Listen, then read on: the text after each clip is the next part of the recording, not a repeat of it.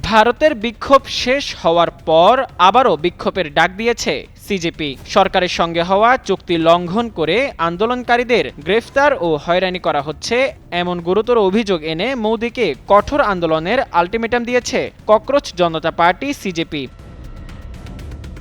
সোমবার আয়োজিত এক যৌথ সংবাদ সম্মেলনে সিজেপি এই উদ্বেগের কথা জানান। সংবাদ সম্মেলনে সৌরভ দাস জানান, ৩৬ দিনব্যাপী আন্দোলন প্রত্যাহারের পরও ভবিষ্যতে সরকার আন্দোলনকারীদের লক্ষ্যবস্তু বানাতে পারে এমন আশঙ্কার জন্য তারা শুরু থেকেই আইনজীবী কপিল সিব্বলের আইনি পরামর্শ নিয়েছিলেন। অতীতের কথা তুলে ধরে তিনি আরও বলেন, অতীতে অন্যান্য আন্দোলনেও দেখা গেছে যে আন্দোলনের গতি কমে যাওয়ার পর এককভাবে ব্যক্তিদের মিথ্যা মামলায় ফাঁসানো হয়।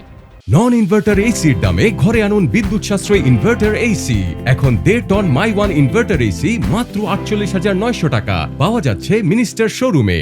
এদিকে আশুতোষ রাঙ্কা কেন্দ্রীয় জেপি নাড্ডা ও জিতেন্দ্র সিং এর উদ্দেশ্যে সামাজিক মাধ্যমে দেয়া পোস্টে অভিযোগ করেন, আন্দোলনকারীদের বিরুদ্ধে কোনো দণ্ডমূলক ব্যবস্থা না নেওয়ার যে সরকারি প্রতিশ্রুতি দেওয়া হয়েছিল তা পুরোপুরি লঙ্ঘিত হচ্ছে। পোস্টে তিনি দাবি করেন, দিল্লি ও অন্যান্য রাজ্যে স্বেচ্ছাসেবকদের হয়রানি করা হচ্ছে এবং বিহার ও পশ্চিমবঙ্গেই শত শত শিক্ষার্থীকে গ্রেফতার করা হয়েছে।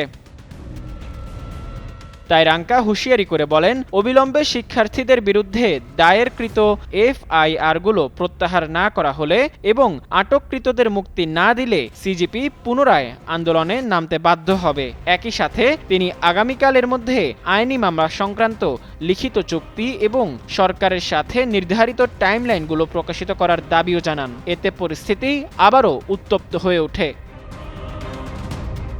তবে বর্তমান পরিস্থিতিতে সিজেপির আইনি দল আটককৃতদের মুক্ত করতে এবং আইনি সহায়তা নিশ্চিত করতে দেশ জুড়ে আইনজীবীদের সাথে সমন্বয় করে কাজ করে যাচ্ছে। এখন আগামী দিনগুলোয় ভারতের পরিস্থিতি কী হতে যাচ্ছে তার দিকেই নজর বিশ্ববাসীর।